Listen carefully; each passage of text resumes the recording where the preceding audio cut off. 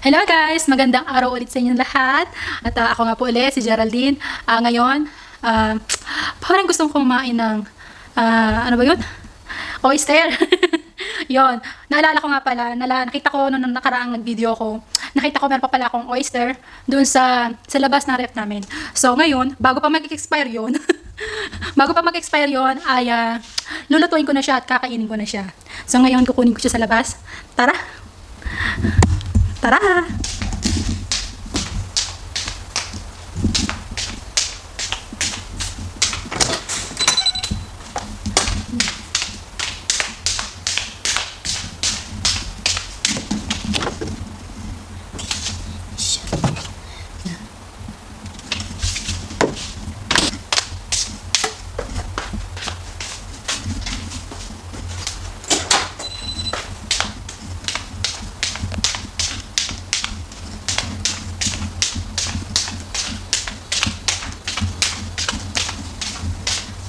Okay, yan. So natin natugasan. Kailangan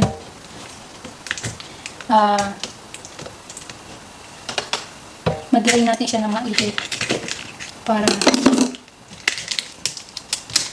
yan.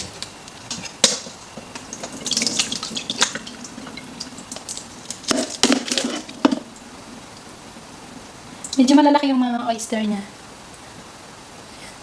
Ito nyo. Ayan kalaki. Tapos, hugasan natin.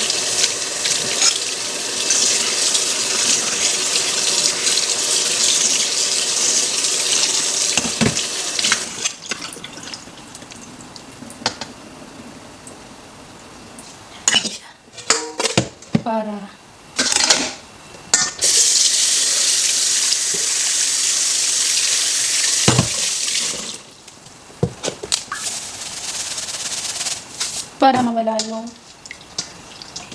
lasa yan. Nahugasan ko na siya. Pinabad ko muna siya sa asin tsaka sa tubig para medyo mawala yung lansa niya at saka yung amoy. So ngayon, ang gusto kong gawin sa kanya is sa pinirito. Ipa-fried ko siya. Maghahanda muna ako. Kuha muna ako ng mga ingredients ko at saka tayo babalik. So guys, meron tayong, ang ingredients na gagamitin natin, meron tayong all-purpose flour at baking powder, cornstarch, at egg. At meron, gagamit din tayo ng salt. Pero ngayon, maglagay tayo ng 2 tablespoons of flour.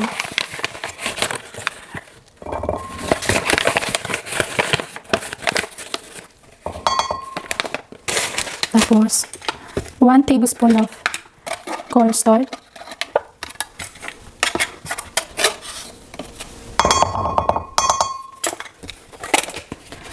At 1 teaspoon of baking powder.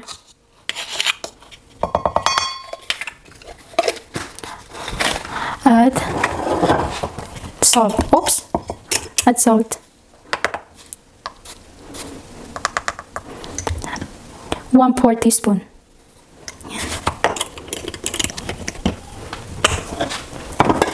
Tapos, meron din tayong 6 spoon of water.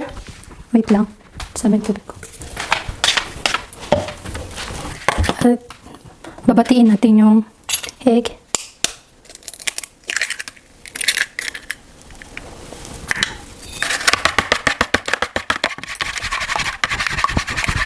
Pero okay lang din kung lahatin na natin. Oops!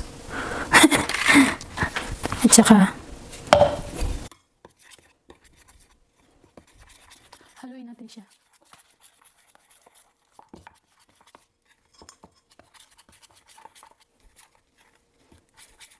Pag nahalo na natin siya ng bonggang-bongga, saka natin siya lalagyan ng tubig. Okay. Lagyan na natin siya ng tubig para mas lalo pa siyang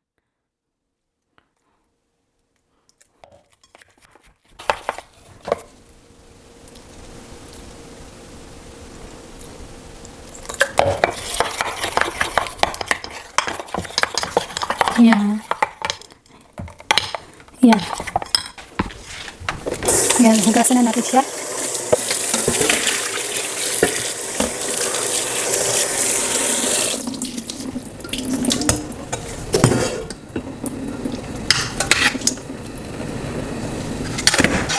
Tapos, pakukulang lang natin ng saglit yung oyster natin.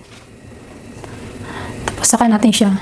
Habang pinapainit natin, buksan na rin natin yung isang, painitin na natin yung mantika para ready na siya mamaya-maya. So, ayan, kumukulo na siya. Pwede na natin ilagay yung hinugasan natin na oyster. At parang mahugasan lang natin siya.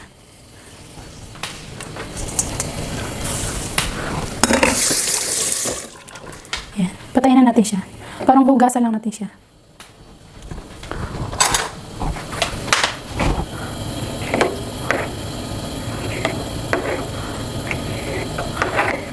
Tapos,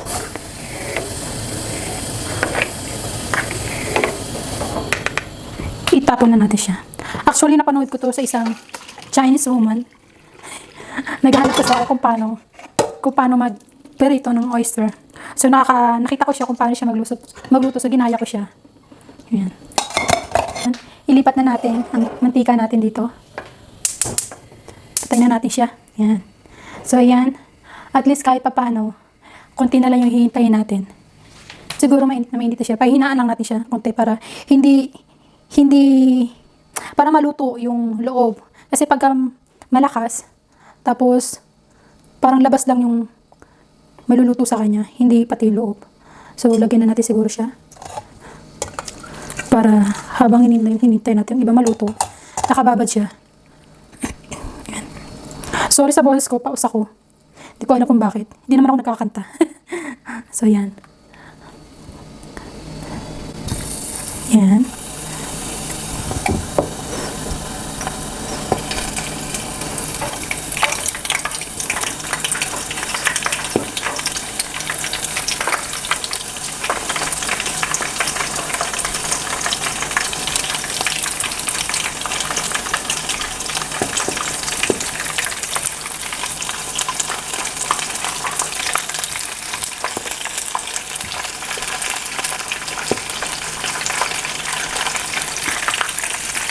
Yan.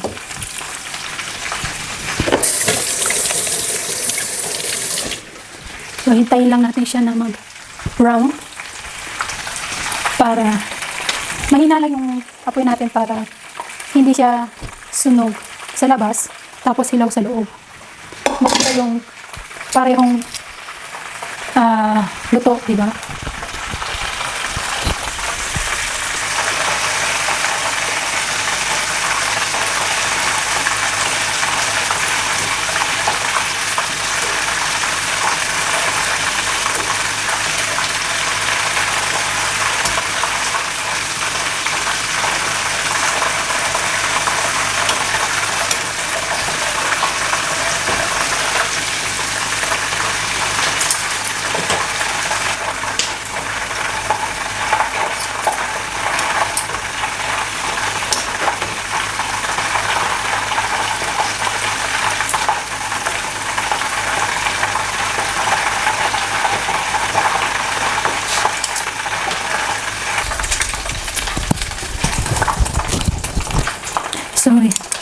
So, yan. Luto na siya. Yan. Ilagyan natin siya dito para ilagyan natin siya sa tissue para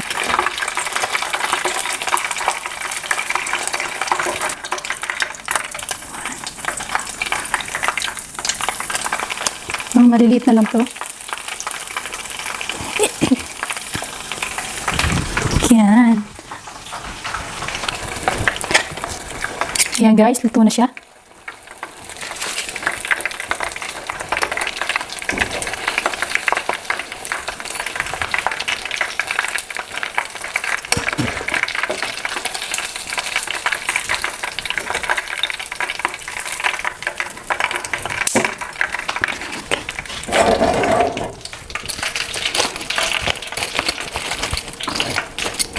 Yan.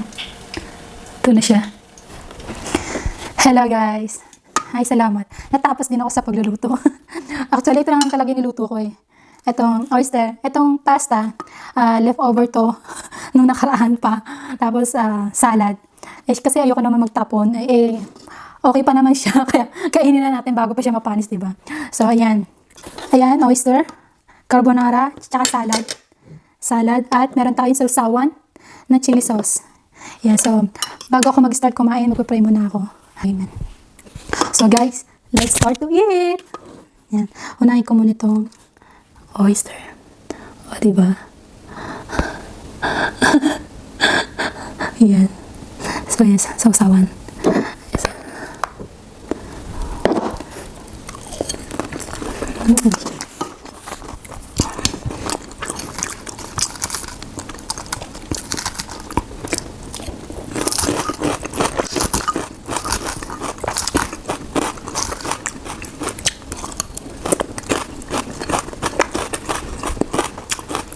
Bread.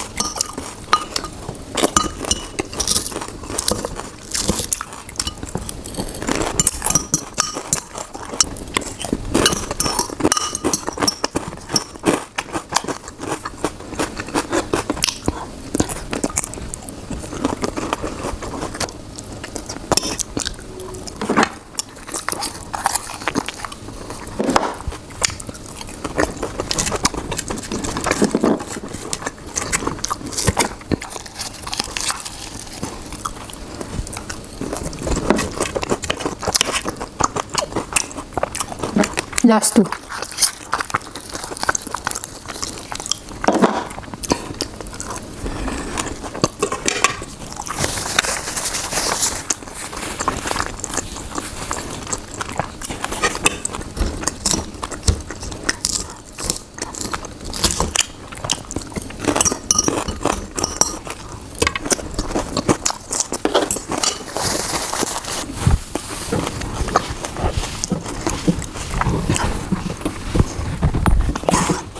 Nabusog ako, sobra.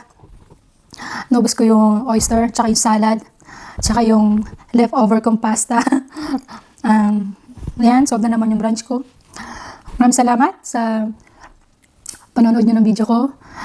Don't forget to subscribe to my channel at i-click nyo na rin yung like button para happy-happy tayong lahat. Diba? So guys, maraming salamat sa muli. Bye-bye!